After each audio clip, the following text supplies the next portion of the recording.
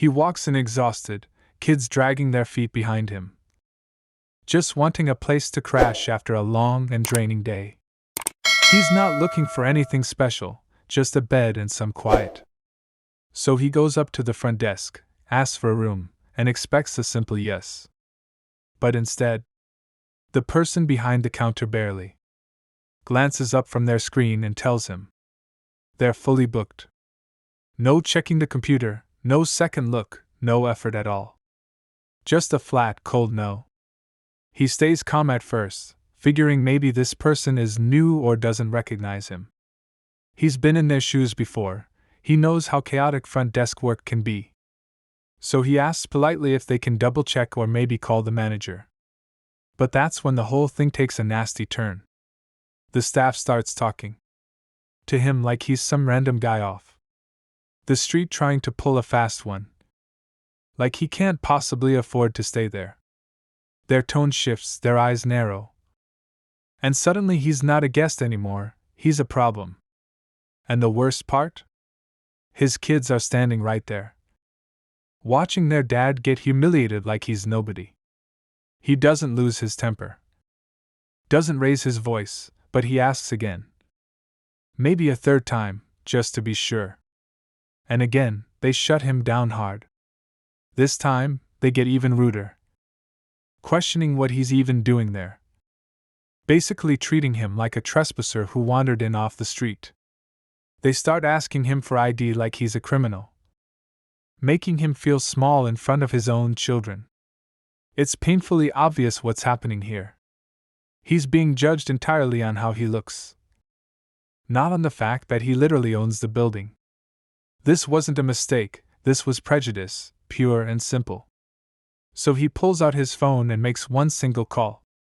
He doesn't scream, he doesn't cause a scene.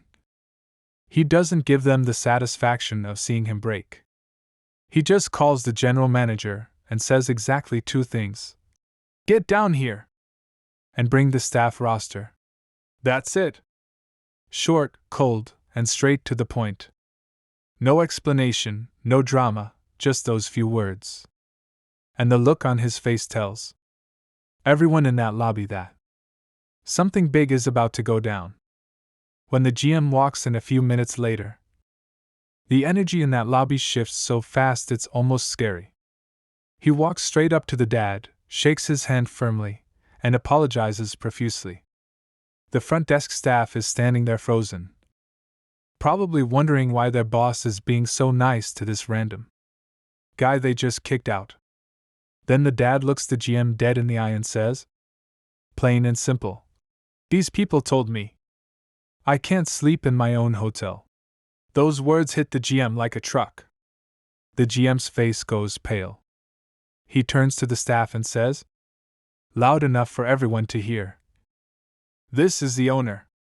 You could hear a pin drop in that lobby.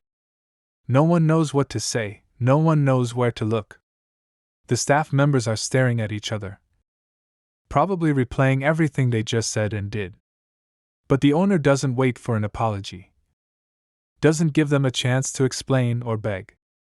He looks at the GM and says, fire them. All of them. Right now.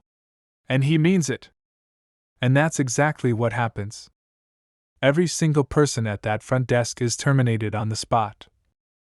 No severance, no second chances.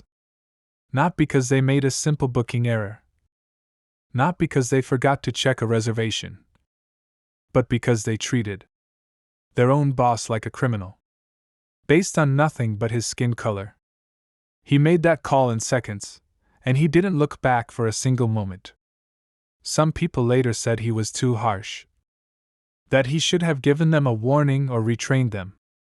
But his point was crystal clear and non-negotiable. He built this hotel from nothing, with his own sweat and sacrifice. And he trusts his staff to represent him when he's not there. If they can't treat people with basic human decency, they don't belong in his business. He wasn't trying to teach them a lesson. He was protecting his kids and his reputation. And the aftermath hit social media hard. People are still talking about it everywhere. This single dad showed That success doesn't have a look, and respect isn't optional. He stood his ground, made a tough call in seconds, and walked out with his head held high. That's the kind of leadership that doesn't ask for permission. It just demands what's right, no matter how uncomfortable it makes people.